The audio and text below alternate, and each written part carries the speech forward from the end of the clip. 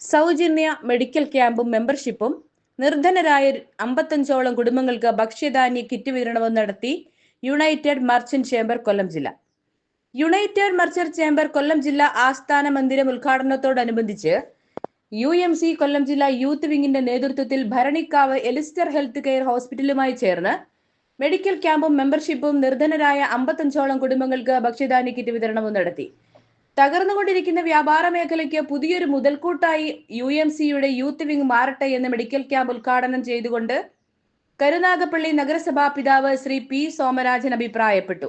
യോഗത്തിൽ നിഹാർ വേലിയിൽ അധ്യക്ഷത വഹിച്ചു. UMC കൊല്ലം ജില്ലാ പ്രസിഡന്റ് ശ്രീ നിജാം ബഷി മുഖ്യപ്രഭാഷണം നടത്തി.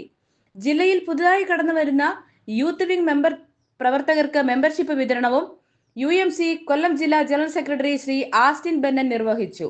യൂത്ത് വിംഗ് കൊല്ലം ജില്ലാ വൈസ് പ്രസിഡന്റ് സുധീർ കാട്ടിത്തറയിൽ, യൂത്ത് വിംഗ് ജില്ലാ സെക്രട്ടറി നഹാസ് അയത്തിൽ, യൂത്ത് വിംഗ് ജില്ലാ ട്രഷറർ രമ്യ, യൂത്ത് വിംഗ് ജില്ലാ കോർഡിനേറ്റർ നിസാം ഡിഫറന്റ് മീഡിയ, പ്രവർത്തകരായ ശ്രീദാദാസ്, ധന്യ എന്നിവർ പങ്കെടുത്തു.